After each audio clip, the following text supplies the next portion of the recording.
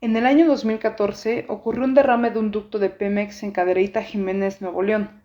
Esto provocó la contaminación del río San Juan, ocasionando daños en los ecosistemas del río y en la calidad del agua.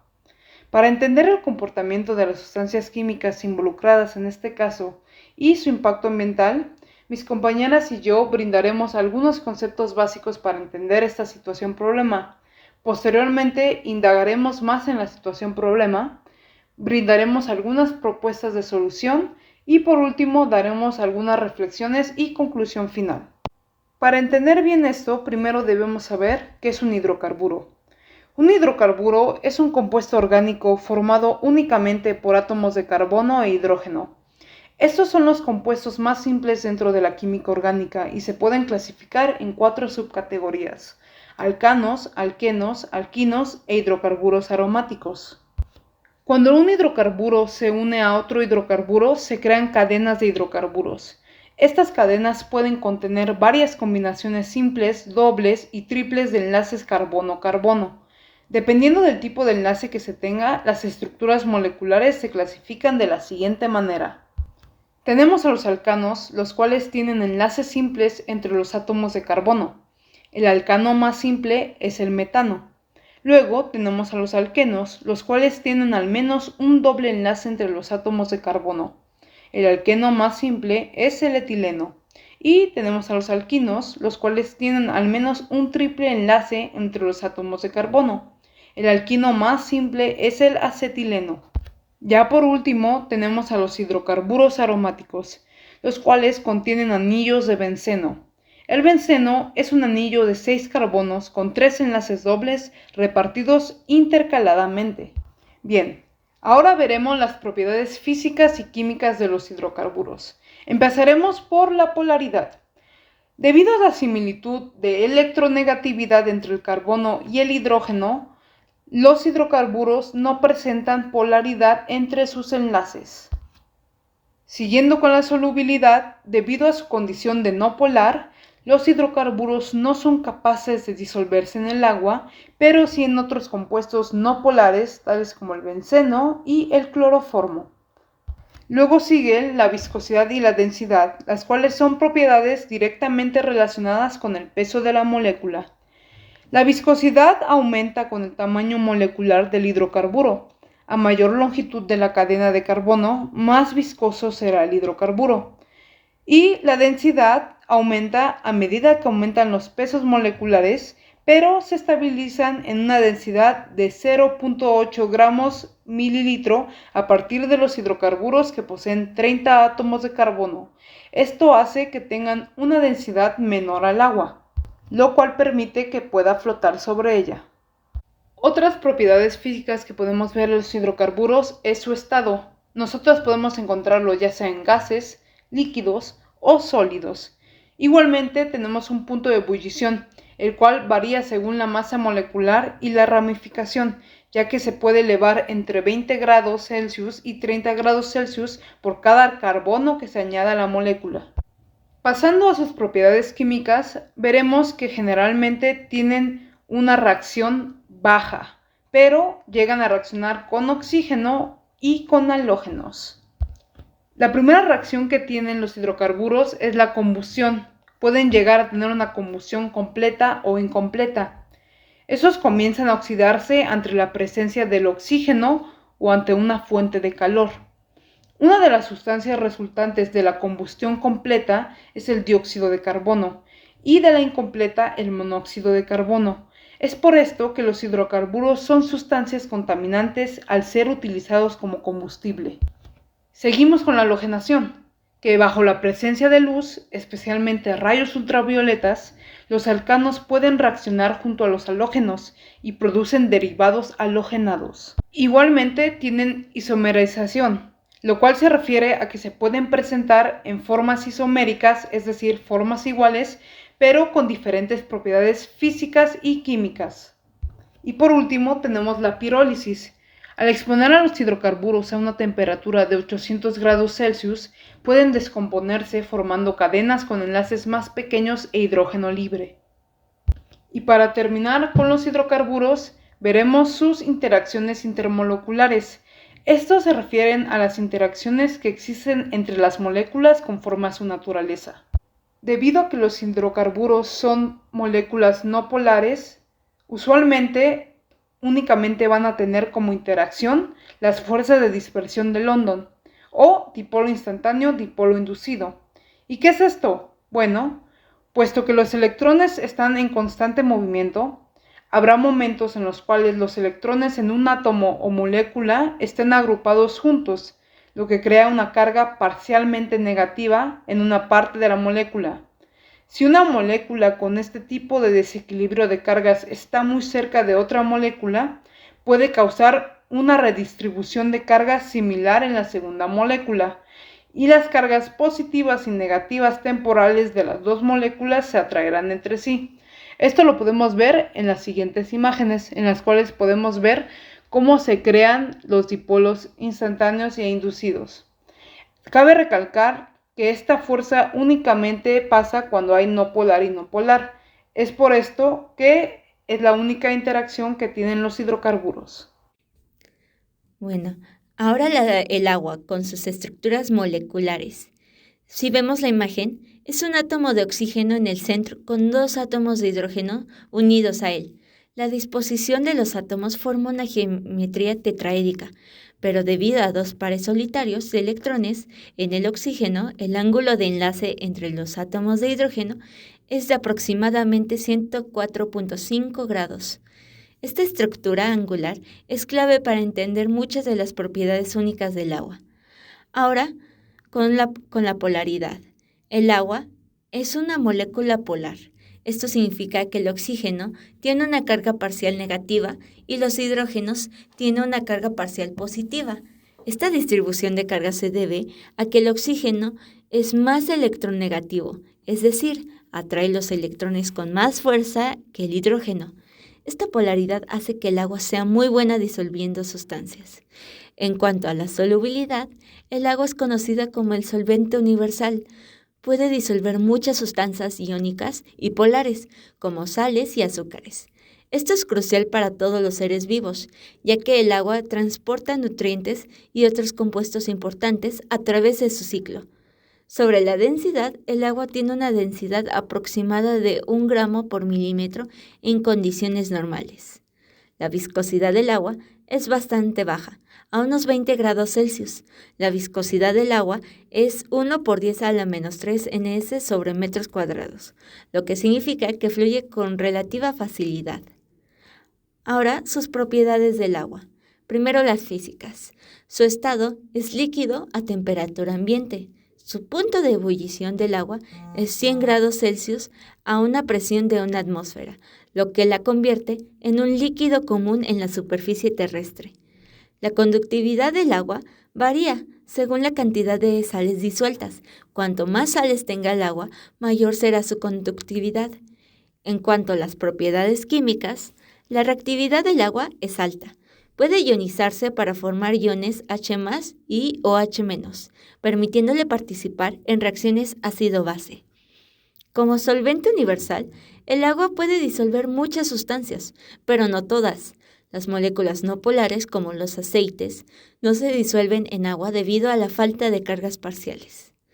Las reacciones de hidrólisis ocurren cuando el agua rompe enlaces en moléculas al añadir una molécula de agua, una reacción esencial en muchos procesos biológicos y químicos. Ahora, exploremos las interacciones intermoleculares del agua. Los enlaces de hidrógeno son fundamentales. En un enlace covalente polar con hidrógeno, el hidrógeno tiene una carga parcial positiva, debido a que el otro átomo, como el oxígeno, atrae los electrones con más fuerza. Esta carga positiva atrae a las cargas negativas vecinas, formando enlaces de hidrógeno. Estos enlaces son responsables de muchas de las propiedades únicas del agua, como su alta capacidad de disolución y su alto punto de ebullición. Las fuerzas dipolo-dipolo ocurren entre moléculas con dipolos permanentes, como las moléculas de agua. Estas fuerzas aumentan con la mayor polaridad de las moléculas, lo que contribuye a la cohesión y adhesión del agua. Ahora, veamos cómo se pueden separar los hidrocarburos del agua. Existen varios métodos efectivos para esto. Los skimmers son dispositivos flotantes que recogen capas de hidrocarburos en el agua. Funcionan mediante un anillo colector donde los hidrocarburos caen y luego son bombeados fuera del agua.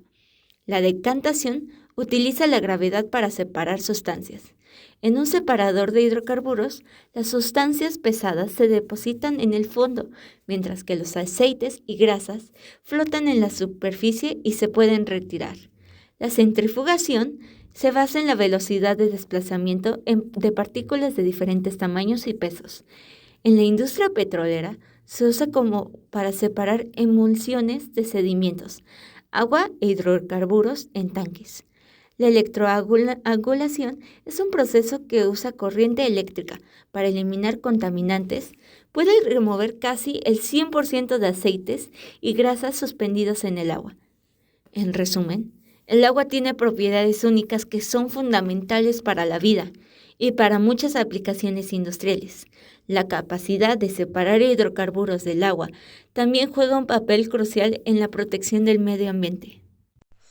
El derrame de hidrocarburos es un ducto administrado por la Refinería de Petróleos Mexicanos Pemex, en Cadereyta, Jiménez, Nuevo León. En 2014 provocó una grave contaminación en el río San Juan.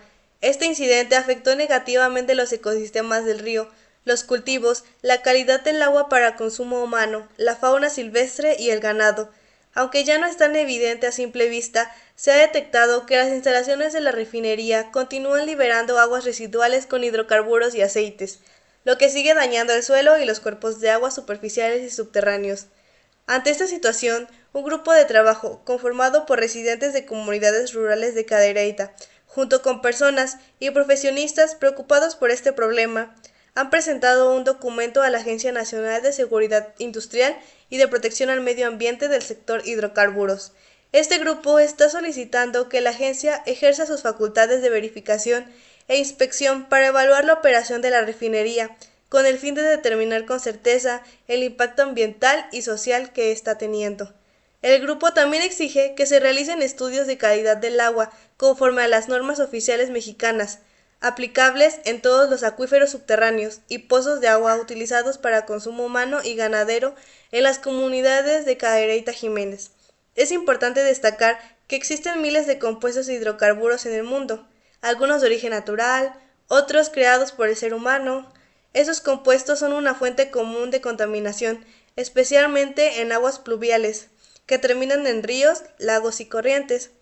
Los hidrocarburos pueden provenir de fuentes como el carbón, aceites aislantes, gasolina, diésel, fluidos hidráulicos, aceites de motor, lubricantes, grasas, o pueden ser el resultado de la quema de madera, basura u otros productos, aunque estén presentes en niveles muy bajos. Los hidrocarburos pueden ser bastante tóxicos y causar cáncer o defectos de nacimiento. En muchos casos, la contaminación por hidrocarburos es fácil de identificar, ya que suelen emitir un brillo y un olor fuerte, además de que observan flotando en cuerpos de agua o en las calles tras un derrame. Los hidrocarburos derivados del petróleo son los contaminantes ambientales más comunes. Cuando estos compuestos se introducen en un entorno natural, lo transforman de inmediato, reduciendo la funcionalidad del ecosistema. Los derrames de hidrocarburos se refieren a la liberación accidental o deliberada de petróleo u otros productos derivados en el medio ambiente, especialmente en cuerpos de agua. Estos eventos tienen graves consecuencias ecológicas, económicas y sociales, y en México han sido un problema recurrente debido a la gran cantidad de actividades de extracción y refinación del petróleo. En cuanto a los impactos ambientales, los hidrocarburos contaminan el agua y el suelo, afectando la calidad del agua, la fertilidad del suelo. Además, los hábitats acuáticos pueden ser destruidos, lo que afecta a la biodiversidad y la cadena alimentaria. La vida marina y terrestre sufre debido a la toxicidad de estos compuestos, que pueden causar la muerte de especies y la extinción de especies locales. En términos económicos, los derrames afectan la pesca, lo que impacta la economía local, ya que las áreas de pesca se contaminan y la población de peces disminuye. Además, las operaciones de limpieza son costosas y requieren tiempo, generando grandes gastos para el gobierno y las empresas responsables. Por último, Los impactos sociales incluyen problemas de salud pública, ya que la exposición a hidrocarburos puede causar enfermedades respiratorias, dermatológicas y otros problemas de salud en las comunidades cercanas. En algunos casos, las comunidades afectadas por un derrame se ven obligadas a reubicarse debido a la inhabitación de sus áreas de residencia. Como propuesta de solución tenemos acciones comunitarias y gubernamentales que trabajando en conjunto podrían no solo mejorar, sino prevenir estas situaciones por derrames de hidrocarburos. Como parte de la educación y concientización, podemos informar a la población sobre los riesgos y cómo pueden ayudar a prevenir y mitigar derrames. Las campañas de educación pueden empoderar a la comunidad para tomar medidas proactivas. El monitoreo ciudadano ayuda a involucrar a la comunidad en el monitoreo de actividades que puedan causar derrames. La participación ciudadana puede servir como una herramienta de vigilancia y presión para asegurar el cumplimiento de las normas ambientales. Las acciones gubernamentales, por otra parte, como la regulación estricta, la tecnología avanzada y la cooperación internacional, pueden ayudar a implementar y hacer cumplir las leyes más estrictas sobre la gestión y transporte de hidrocarburos. Las políticas más rigurosas pueden reducir la probabilidad de derrames. Invertir en tecnologías de detección y respuesta rápida para minimizar el impacto de los derrames. La innovación tecnológica puede mejorar la capacidad de respuesta ante emergencias ambientales. Colaborar con otros países y organizaciones para compartir mejores prácticas y tecnología. La cooperación global puede traer soluciones más efectivas y recursos adicionales. Podemos hacer énfasis en el comportamiento de los responsables en las grandes corporaciones, así como en la responsabilidad y ética que habría que tomar como comunidad. El comportamiento de los responsables en las refinerías y las autoridades ha sido negligente.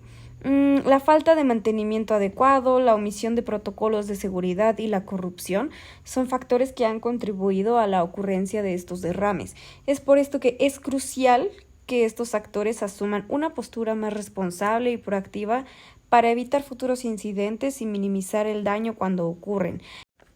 Como población es fundamental que vigilemos que los responsables de las refinerías y las autoridades correspondientes actúen con responsabilidad y ética.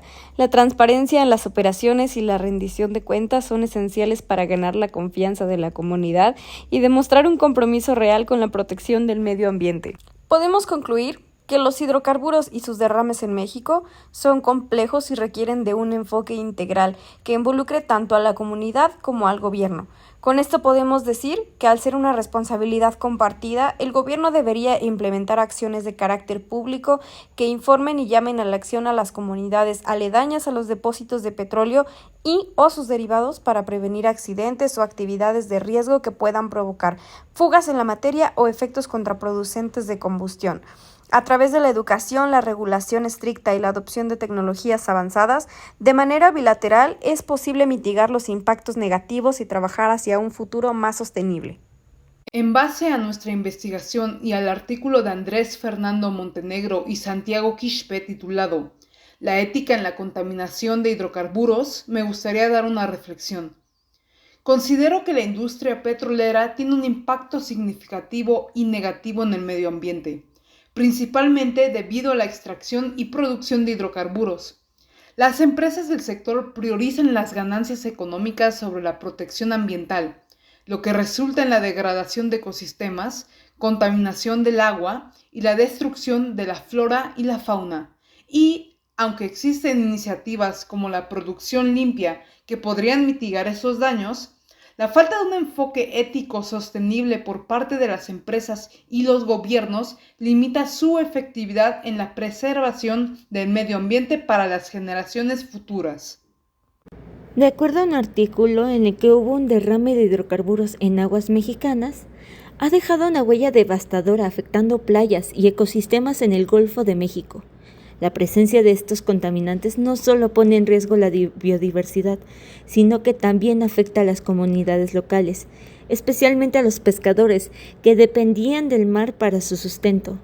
Aunque México negoció una compensación de $25 millones, el hecho de que hasta ahora no se haya resarcido a las personas afectadas pone de manifiesto una preocupación grave, La falta de acción efectiva en la compensación revela una deficiencia en la implementación de justicia y reparación, exacerbando el sufrimiento de quienes ya han sido perjudicados. Este caso subraya la necesidad urgente de mecanismos de compensación más robustos y eficaces y una mayor responsabilidad por parte de las empresas responsables de tales desastres ambientales. El reciente derrame de petróleo de la refinería El Palito en Venezuela es un recordatorio claro de lo frágil que es el equilibrio entre las actividades industriales y la preservación del medio ambiente. Este desastre no solo ha contaminado una parte significativa del Mar Caribe, sino que también ha afectado a las comunidades locales que dependen de estas aguas para su sustento. El derrame subraya la necesidad urgente de regulaciones ambientales más estrictas y de prácticas más responsables en la industria petrolera. También resalta la importancia de invertir en alternativas energéticas más limpias para prevenir incidentes tan devastadores en el futuro. Reflexionando sobre esto, queda claro que, aunque el progreso industrial es importante, nunca debe lograrse a costa de la degradación ambiental. Cada derrame es un llamado a la acción para que gobiernos, industrias y comunidades colaboren en la protección de nuestro planeta, asegurando que la belleza y los recursos de lugares como el Mar Caribe se preserven para las generaciones futuras. Podemos abordar el tema desde otra perspectiva. Según el artículo del Universal del 8 de marzo de 2020, campesinos dan por perdido reclamos sobre derrame de crudo en Cadereyta. Después de años podemos asegurar que esta problemática tiene secuelas a largo plazo que continúan afectando diversas zonas y que tuvo impacto económico permanentemente en las familias cuya actividad económica principal se basaba en la agricultura, a raíz de la contaminación del agua que era empleada para el riego de las parcelas, con lo cual podemos deducir que los derrames de hidrocarburos causan un desequilibrio no solo ambiental, sino socioeconómico en las zonas afectadas.